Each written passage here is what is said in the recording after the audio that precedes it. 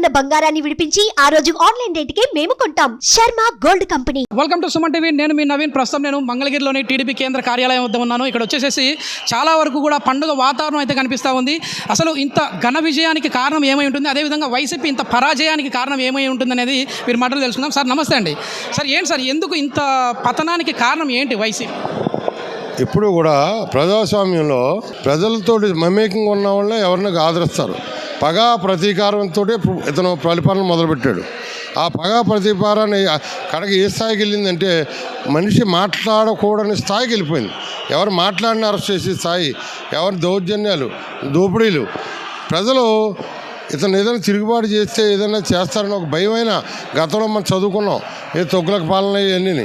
కానీ అలా కన్నా ప్రజలు ఓర్పుతోటి భరించి ఆ పగా ప్రతీకారాన్ని ఓటు ద్వారా నిరూపించారు. ఈ ప్రపంచానికి కారణం అదే. ఎవరు ఊహించినంత మేము ఎప్పుడో అనుకునేవాళ్ళం 40 సీట్లు 140 సీట్లు రాస్తాయని మనం ఎలక్షన్ ముందు క్యాంపెయిన్లు జరుగుతున్నప్పుడే చెప్పాం. కానీ 140 కాదు కదా, ఎక్కడికో వెళ్ళిపోయింది. గ్రౌండ్ లెవెల్కి దాదాపుగా 50 నుంచి 55 నియోజకవర్గాలు అయితే తిరిగాను సార్. ప్రజల అభిప్రాయం తీసుకున్నాను. ప్రభుత్వం అయితే మారుతుందని ప్రజలు చెప్పారు, కానీ మరి ఈ రేంజ్లో ఉంటుందని అనుకోలేదండి నేను. సో దీనికి కారణం యూత్ పాడైపోయారండి. మెయిన్ యువకులు మొత్తం ఉద్యోగస్తులు అందరూ కూడా మాకు ఫుల్గా సపోర్ట్ చేశారు. అంచేత ఈవేళ ఇంత ఘనమైన జరిగింది. కేవలం వీళ్ళు చెప్పేది ఏంటంటే సార్, అంటే ప్రభుత్వ ఉద్యోగులు వ్యతిరేకత అయితే ఏముంది అనేసి అనుకున్నారు, కానీ ఇక్కడ చూస్తే పూర్తి స్థాయిలో గ్రౌండ్ లెవెల్లో కూడా ఇంత వ్యతిరేకత వచ్చింది. అంటే పథకాలు ఇస్తున్నప్పటికీ ప్రజల్లో ఎందుకు ఇంత వ్యతిరేకత? పథకాలకే రోజు బటన్ నొక్కుతున్నానంటే ఏమిటండి, దీంట్లో అరాచకమే కానీ ఇంకేం లేదు. గంజాయితో పరిపాలిస్తున్నారు, గంజాయి డబ్బులతో పరిపాలిస్తున్నారు. అంతే. 5 సంవత్సరాల నుంచి ప్రజలు విపరీతమైన బాధలు పడ్డారు.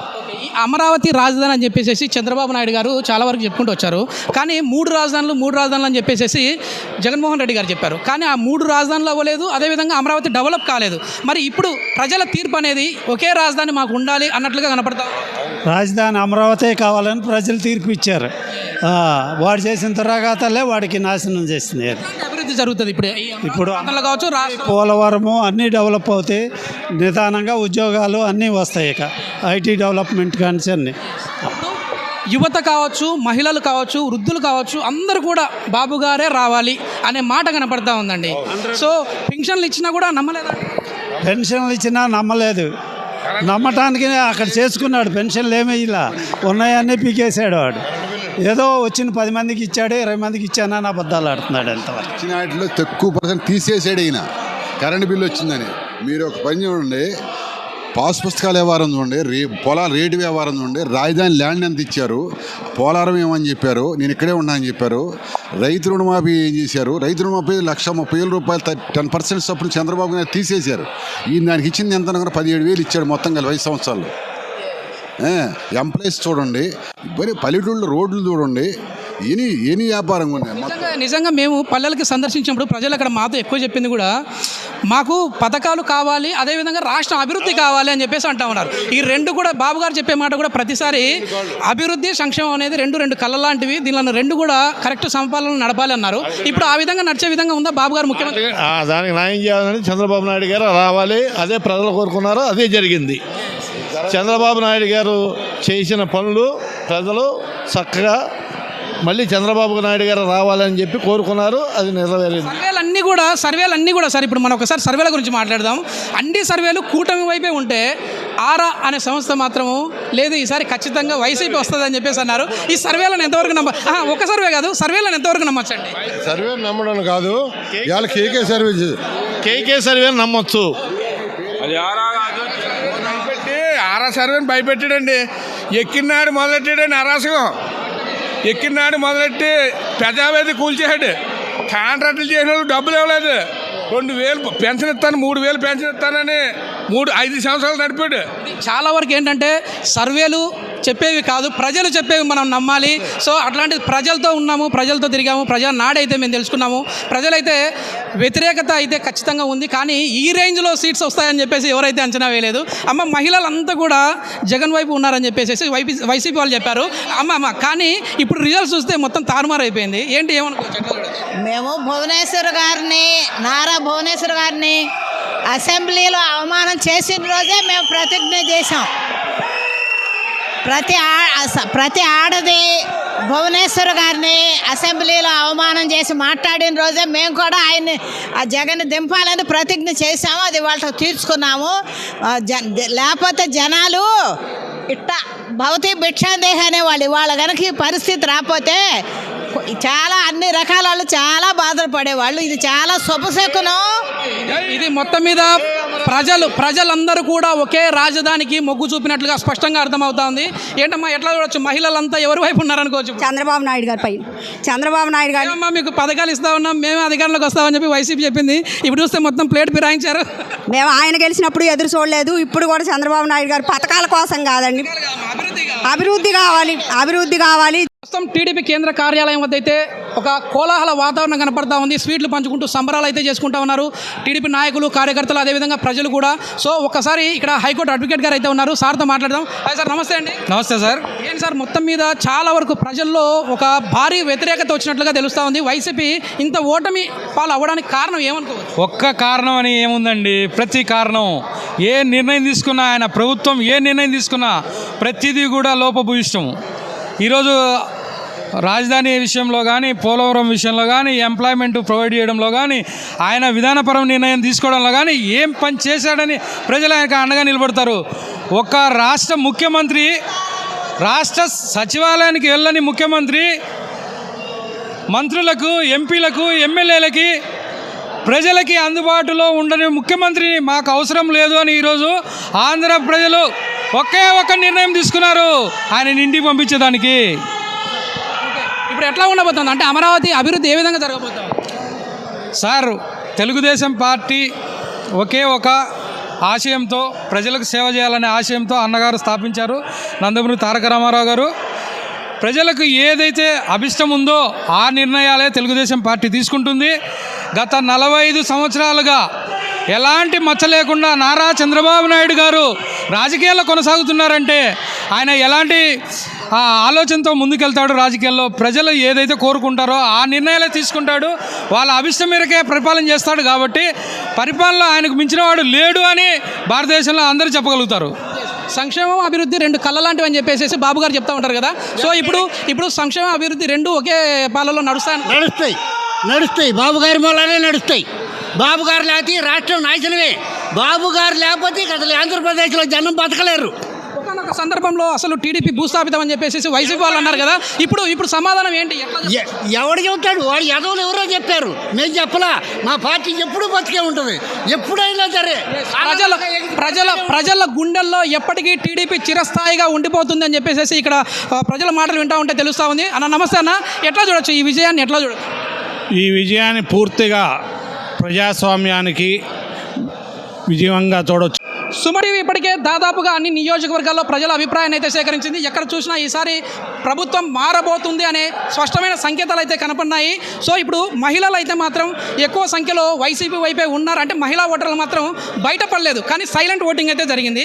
మహిళల్లో ఇంత మార్పు రావడానికి కారణం ఏమని అనుకోవచ్చమ్మా? ఎందుకంటే మేము సంక్షేమ పథకాలన్నీ ఇస్తూ ఉన్నాము, సో మహిళలంతా కూడా వారి ఓటింగే ఎక్కువ పడింది, మా వైపే ఉంటుందని చెప్పేసి వైసీపీ అనుకుంది. కానీ ఇక్కడ చూస్తే ఫుల్ సీన్ రివర్స్ అయిపోయింది. దీనికి కారణం ఏమనుకోవచ్చు? కారణం ఏంటంటే ఇప్పుడు ప్రజావేదిక కూల్చిన రోజునే జగన్ అలాంటి దుర్మార్గుడు అనేది తెలిసిపోయింది. తను ప్రజలకి మంచి చేయడానికి రాలేదు, ప్రజల్ని ఏదో మభ్యపెట్టి మాయ చేసి పథకాలని పేరు చెప్పేసి తను అవసరాలు తీర్చుకొని తను రాజకీయ పలుకుబడి ఏదో తను గొప్ప అన్నట్టు బాబుగారు లాంటి మహానుభావుడిని కించపరిచాడు అసెంబ్లీలో. అందుకని ప్రజలు వాళ్ళ తీర్పు చెప్పారు. ఎందుకంటే అమరావతి రైతులు వాళ్ళ భూములు ఇచ్చి సొంత ఆస్తులు ఇస్తే రోడ్ల మీద కూర్చోబెట్టాడు వాళ్ళని. 3 రాజధానులని పేక ముక్కలు ఆటాడాడు. అందుకని ఆ రైతులు కూడా వాళ్ళకి ఎదురు తిరగడం జరిగింది. మహిళలకి పథకాలు ఇచ్చాడంటే వాళ్ళ డబ్బులు తీసుకొని మళ్ళీ వాళ్ళ డబ్బులే రిటర్న్ ఇస్తున్నాడు. ఏది డబ్బులకు డబ్బులు చేసి వడ్డీలేసి అలా ఎలా నమ్ముతారు? ఒక ఇంట్లో చెల్లికి తల్లికే న్యాయం చేయనాడు, ఈరోజు బయట ఆడపిల్లలకి ఏ విధంగా న్యాయం చేస్తాడు? అందుకని ఎవరూ నమ్మలేదు తన్ని. మహిళలకి మేము పథకాలు ఇచ్చాము, నేరుగా వారి అకౌంట్లోకి వేసాం కాబట్టి ఆ ఓట్లన్నీ మాకే పడతాయని చెప్పి ధీమా వ్యక్తం చేశారు కదా. కానీ ఇప్పుడు చూస్తే సీన్ మొత్తం రివర్స్గా కనపడతా ఉంది. మీరేమనుకుంటున్నారు? ఒకవైపు పథకాలు ఇచ్చారు కానీ దానికి దగ్గర రేట్లు అన్నీ పెంచేసి సామాన్యులు నెత్తి మీద భారం మోపారు కదా సార్. ఇవన్నీ భరాయించలేక కనీస సౌకర్యాలు కూడా లేవండి. గవర్నమెంట్ హాస్పిటల్స్లో కరోనా అప్పుడు మా బాబుని తీసుకెళ్తే ట్రీట్మెంట్ అందక ఎంతమంది చనిపోయారో మా కళ్ళతో మేము చూసాం. మెడిసిన్ రాలేదు, సరైన మెడిసిన్ టయానికి రాక ట్రీట్మెంట్ అందక ఎంతోమంది జనాలు చనిపోయారు. అమ్మ, వైసీపీ ఓటమిని ఏ విధంగా చూడొచ్చు? ఎందుకంటే పూర్తిగా సీన్ రివర్స్ అయినట్లుగా కనపడతా ఉంది. అప్పుడు చూస్తే 151 స్థానాలు వైసీపీకి వచ్చాయి, 23 స్థానాలు కేవలం వచ్చేసి టీడీపీకి వచ్చాయి. ఇప్పుడు చూస్తే 22కు వైసీపీ పడిపోయినట్లుగా కనపడతా ఉంది. సో 14 వస్తుంది. డౌట్ వ్యతిరేకత ఎందుకు? వాళ్ళు చేసుకున్న కర్మ, అసలు ఈ రాష్ట్ర ప్రజలు చేసుకున్న కర్మ అది. వీళ్ళందరూ అతనికి మనస్తత్వానికి దగ్గరగా ఉన్నాళ్ళు చాలామంది ఇక్కడ ఉన్నారు కనుకే ఈ పరిస్థితి తెచ్చారు. ఈ 5 ఏళ్ళును సర్వనాశనం చేసుకున్నారు, కళ్ళు మూసుకున్నారు జనాలు. నేను ఎన్ఆర్ఐని, అమెరికా నుంచి వచ్చాను, సెయింట్ లూయిస్. నేను ఇక్కడ తూర్పు నియోజకవర్గం గద్దె రామ్మోహన్ గారికి వర్క్ చేశాను నేను మొన్న ఎలక్షన్లో. ఎందుకమ్మా ఎక్కువ సంఖ్యలో ఎన్ఆర్ఐస్ కావచ్చు, ఇతర రాష్ట్రాల నుంచి కూడా, అంటే ఇక్కడ హైదరాబాద్లో సెటిల్ అయిన వారు లేదు ఈసారి బాబు గారిని గెలిపించుకోవాలనే ఉత్సాహంతో ఎందుకు ఇక్కడికి వచ్చారు? సాఫ్ట్వేర్ ఇంజనీర్లు వాళ్ళు ఎంత హై లెవెల్లో బతుకుతున్నారో, ఇక్కడున్న వాళ్ళ ఫ్యామిలీలను కానీ ఇక్కడున్న అన్ని రకాలుగా డెవలప్మెంట్కి కానీ వీళ్ళు బాగా ఉపయోగపడ్డారు. ఇవన్నీ జరగటానికి కారణం చంద్రబాబు గారు సాఫ్ట్వేర్ డెవలప్ అవటానికి. ఇలాంటి దాన్ని సర్వనాశనం చేస్తే చూస్తూ ఊరుకోగలరా? వాళ్ళ జన్మభూమి మీద ఉన్న మమకారాన్ని కోసం దాన్ని సరిచేయాలి, మళ్ళీ పూర్వస్థానానికి తీసుకురావాలంటే చంద్రబాబు గారు ఒక్కళ్ళేననేటువంటి విధానం ప్రతి మనిషిలోనూ ఉంది గనక ఈ ప్రదేశాన్ని దాటెళ్ళిన వాళ్ళకి ఎక్కువగా ఉన్న వాళ్ళకంటే వీళ్ళు కూడా మారాలి. మారితేనే వీళ్ళు కూడా అభివృద్ధికి వస్తారు. ఆ సాఫ్ట్వేర్ ఇంజనీర్లు అక్కడ చేసేది మీరే అనుభవిస్తారు. ఇక్కడ ఆ లెవెల్కి ఇక్కడే తీసుకొస్తాడు చంద్రబాబు గారు. ఇప్పటికైనా వైసీపీ అని గంతులేసిన వెధవలందరూ మార్పు చెందండి. నేను పెద్దదాన్ని కనుక వెధవలు అంటున్నారు, నా బిడ్డలతో సమానం. మీరు మార్పు తెచ్చుకోండి, కష్టపడండి, కష్టమే ఫలి. ఈ సంక్షేమాలు వృద్ధులకే కానీ మిగిలిన వాళ్ళకి లేదు. మీరు గ్రహించండి, అందరూ ఎగబడి తీసుకోబాకండి. ముడి బియ్యం తినండి. నేను అడ్వైజ్ చేస్తాను చంద్రబాబు గారికి, ముడి బియ్యం ఇవ్వండి, యోగాన్ని పెంచండి. ఈ ప్రజలందరూ సంక్షేమాలకు ఆధారపడి టీవీల కాడ కూర్చుని తిన్నది అరక్కోకుండా అనారోగ్యాలు తెచ్చుకుని అనారోగ్యాన్ని సరి చేసుకోవాలంటే మళ్ళీ హాస్పిటల్కి ఎగబడి ఆరోగ్యశ్రీ అని, సిఎంఆర్ఎఫ్ ఫండ్ అని ఇటువంటివన్నీ కోరుతున్నారు. అది తప్పు. తినటానికి ఇచ్చి మీ రోగాలు తగ్గించడానికి ఇది 10 లక్షల కోట్ల లాస్లో ఉంది. ఎక్కడ తెచ్చిస్తాడు చంద్రబాబు? మొత్తానికి చాలా వరకు కూడా ఎన్ఆర్ఐలు అందరూ కూడా ఏకతాటిగా వచ్చి టీడీపీని గెలిపించుకున్నట్లుగా మనకైతే స్పష్టంగా తెలుస్తూ ఉంది. ఇక్కడ యువత కూడా ఉన్నారు, వారి అభిప్రాయం కూడా తెలుసుకుందాం. నమస్తే అండి. ఈ విజయాన్ని ఏ విధంగా చూడొచ్చు? ఆల్మోస్ట్ సునామీలాగా దూసుకెళ్తా ఉంది టీడీపీ కూటమి. అదేవిధంగా సో ఎట్లా చూడొచ్చు? అభినందించాల్సిన వ్యక్తులు ఎవరన్నా ఉన్నారు అంటే అది గవర్నమెంట్ ఉద్యోగస్తులు. ప్రతి ఒక్కళ్ళు మమ్మల్ని నమ్మి, మా పార్టీని నమ్మి ప్రతి ఒక్కళ్ళు ఓటు వేసినందుకు వాళ్ళకి ధన్యవాదాలండి. ముఖ్యంగా ముందు యువత అనేది పాల్గొని ప్రతి ఒక్కళ్ళు కొత్తగా ఓటు వచ్చిన వాళ్ళు ఉన్నారు. ప్రతి ఒక్కళ్ళు తెలుగుదేశానికి ఓటు వేశారు. వాళ్ళు వేసిన ప్రతి ఒక్కరికి కూడా పెద్ద సంఖ్యలో యువత అనేది ఎందుకు టీడీపీని ఆకట్టుకుంది? అదేవిధంగా అంటే పవన్ కళ్యాణ్ గారు కూడా ఎట్లాగో కూటమిలో భాగంగా ఉన్నారు కాబట్టి అనుకోవచ్చా? లేదంటే యువగలం పేరుతో లోకేష్ గారు ప్రజల్లోకి వెళ్ళారు? అట్లా అని కాదు. We are seeing lot of struggles in the country. వాళ్ళకి స్టేట్లో మనం చూసాం. అది ఉద్యోగాలు కానీ ఏది లేదు. సో మళ్ళీ బాబు గారు వస్తే మాకన్నా జరిగిద్ది, మాకు పక్క అభివృద్ధి జరిగిద్ది అని మాకు నమ్మకం ఉంది. ఎందుకంటే మేము 2014లో చూసాం బాబు గారు అంటే ఏంటో మాకు తెలుసు. అమరావతి ఏ విధంగా ఉండబోతా ఉంది? ఎందుకంటే రాష్ట్రానికి అమరావతి రాజధాని అని చెప్పేసి చంద్రబాబు నాయుడు గారు అప్పట్లో చెప్పారు. కానీ 3 రాజధానులు అని చెప్పేసి ఒకటి కూడా డెవలప్ చేయలేదని చెప్పేసి మనకు తెలుస్తూ ఉంది. సో ఇప్పుడు ఎట్లా ఉండబోతా ఉంది అమరావతి? ఇంకొక హైదరాబాద్ అయ్యిద్ది అంతే, పక్కా ఇంకొక హైదరాబాద్ అయ్యిద్ది. విజన్ ఎంత 49 విజన్ 49 చంద్రబాబు నాయుడు గారు పెట్టారు. పక్కా జరిగిద్ది. అమరావతి కూడా హైదరాబాద్ అంత అయ్యిద్ది. ఉద్యోగాలు అన్నీ వస్తాయి. చాలా వరకు ఎక్కువ సంఖ్యలో వచ్చేసేసి ఇక్కడ ప్రజలకి పథకాలు ఇచ్చారు, అన్నీ ఇచ్చుకుంటూ వెళ్తా ఉన్నారు కదా. సో మేము డైరెక్ట్గా డబ్బులు ఇంటికి ఇచ్చాము కాబట్టి ప్రజల ఓట్లు మాకే పడతాయని చెప్పేసి వైసీపీ చాలా ధీమా వ్యక్తం చేసింది. కానీ ఇక్కడ చూస్తే సీన్ మొత్తం రివర్స్ అయిపోయింది. ఈ డబ్బులు అనేది క్షణికావేశంలో చేసే తప్ప ఫ్యూచర్లో ప్రజలకి వాళ్ళ పిల్లలకి ఉపయోగపడే ఏం లేదు. చంద్రబాబు నాయుడు ఒక్కరే ఈ విజన్ ఉన్న నాయకుడు. ఈ యొక్క టర్మ్లో చూడండి 5 ఇయర్స్లో ఎంత డెవలప్మెంట్ అవుతుందో. పిల్లలకు కానీ పెద్దలకు కానీ ప్రతి ఒక్కరికి అమరావతి అనేది ఒకటే కాదు కాన్సెప్ట్ బాబు గారికి. ఆ విజన్ అనేది ఇంకొక 30-40 ఇయర్స్ వరకు చైనా ఎంత ముందుకెళ్తుందో చైనా అంత నాలెడ్జ్ ఈయనకు ఉంది. ఖచ్చితంగా ఈ 5 ఇయర్స్లో చంద్రబాబు నాయుడు గారు మన రాష్ట్రాన్ని చాలా పురోభివృద్ధి చేపిస్తారు. ప్రతి ఒక్క పిల్లలు చిన్నారులు చూడు యువత చాలా బాగా కనపడుతున్నారు సార్. మహిళల ఓట్లన్నీ కూడా వైసీపీకి అనుకున్నారు. ఎస్ ఇక్కడ చూస్తూ ఉన్నాం. ఇప్పటికే మొత్తం ఇక్కడ చూస్తే మనకు చాలా వరకు ఒక ఆనంద సంబరాలు కనపడతా ఉన్నాయి. సంబరాలు అనేది అమ్మరాన్ని అందుతా ఉన్నట్టు కనపడతా ఉంది.